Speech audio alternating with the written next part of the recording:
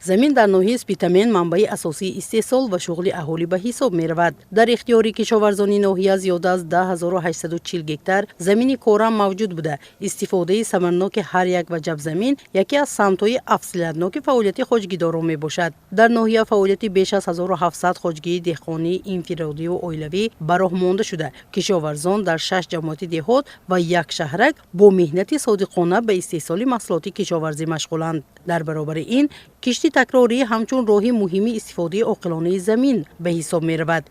در این سمت نقشه کشتی تکراری 1704 گکتار نقشه گرفته شده 1456 گکتار تامین گردید. در ناحیه سپیتامین اساساً کشتی تکراری سبزی، شلغم، ترک و خوراک چاروا کشت کرده می شود. این نشان دهنده از آن شهادت می‌دهد که پس از جمع آوری حاصل اول زمین ها بیکار نمانده برای گرفتن حاصل علاوگی دوباره به گردش کشاورزی وارد کرده می‌شوند. یکی از عامل‌های مهم پیشرفت ساحه کشاورزی در ناحیه دسترسی خوب به آب پالیزی میباشد. تامین سریوقتی زمین‌ها با آب و نگاهبینی درست کشتزار امکانیت فراهم می‌آورد که زمین‌های کارم ثمرناک استفاده شده حاصلناکی زراعت‌ها سال به سال بلند برداشته شود. موافق نقص ما 126 میلیون آب به نقشه گرفته. حاضر وقت زیاده از 70% ما آب دادیم به خوجگاه دیگه. کشتی تکراری برای حالت میراثی زمین ها نیز کاربری کرده. 12400 گکتار ما شرطنامه بستگی 7 اساسیات استفاده برندگان آب و یک تا جدمیمه با سپیتامین تکسل شرطنامه بندی کرده. کارها با خوبی رفته ایستاده است.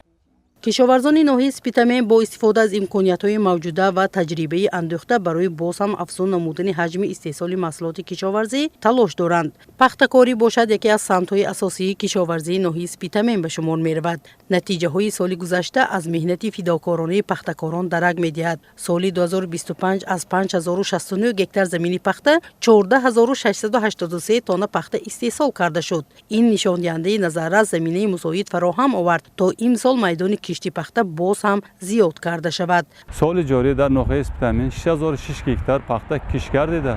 با حالت امروزه با اندیشیدن کارخانه آگروتکنیکی نشنامه‌های خوب دارند.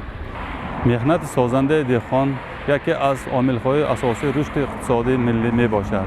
از این رو کشاورزان ناحیه سپیتامین هر یک وجب زمین را ثمرناک استفاده می‌برند. سال جاری میدان پخته‌کاری در ناحیه به 6006 گکتار رسانیده شده است. تجربه خوجگی‌های دهقانی ناحیه سپیتامین نشان می‌دهد که با استفاده درست ذخیره‌های آب و زمین، انتخاب تخمی با صفت و رعایت تکنولوژی‌های معاصر کشاورزی امکان گرفتن حاصل بلند بیشتر می‌گردد.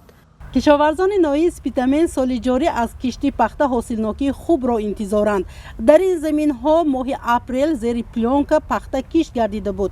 به حالت امروزه نشونمایی خیلی خوب دارد. در مجموع در ناحیه سپیتامین در مساحت 118 گکتار پنبه‌دانه زیر پلانک کشت گردیده است. از حساب نشونمایی خوبی پخته چینشی پخته از 1 سپتامبر به نقشه گرفته شده است.